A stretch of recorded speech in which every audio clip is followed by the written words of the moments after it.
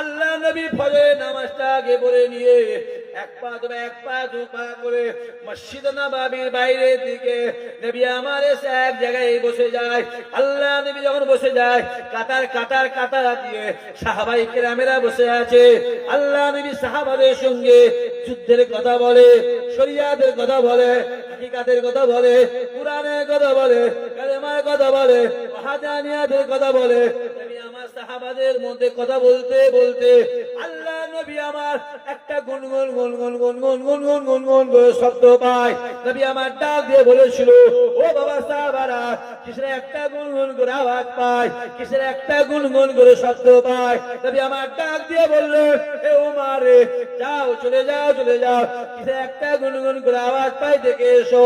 ওমরে ফারুক হুজুর আমার এক পা দু পা করে খানিকটা গিয়ে দেখে একটা আল্লাহ নবী সাহাবা মাথাটা হেঁট করে নিয়ে, চোখটা বন্ধ করে মাথাটা হেঁট করে নিয়ে গুনগুন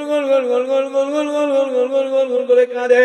ওমরে ফারুক হুজুর আমার রাসূলুল্লাহ দরবারে হাজির হলেন, মজলিসে হাজির হয়ে সালাম দিলেন, আসসালাতু আসসালামু আলাইকা ইয়া রাসূলুল্লাহ, ইয়া হাবিবাল্লাহ হুজুর। আমি নিজে চোখে দেখলাম ওই জায়গা আপনার একটা সাহাবা গুনগুন করে ডাকে।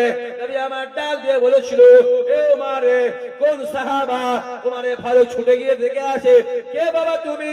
সাহাবা মাথাটা তুলে দেখলে এটা অন্য কেউ নয়, ওমরে ফারুক রাসূলুল্লাহ দরবারে এসে হাজির হলে, আসসালাতু আসসালামু আলাইকা ইয়া রাসূলুল্লাহ, ইয়া হাবিবাল্লাহ হুজুর। আমি নিজে চোখে দেখলাম ওটা আপনার মহব্বতের সাহাবা, ওটা আপনার ভালোবাসার সাহাবা, ওটা আপনার পিয়ারের সাহাবা, ওটা আপনার কাছের সাহাবা, আপনার সাওবান ওইখানে বসে বসে গুনগুন করে কাঁদে। নবী আমার ডাক দিয়ে বলেছিলেন, ওমর যাও, চলে যাও, সাওবানকে গিয়ে বলবে রাসূলুল্লাহ আপনাকে ডাকছে। ওমর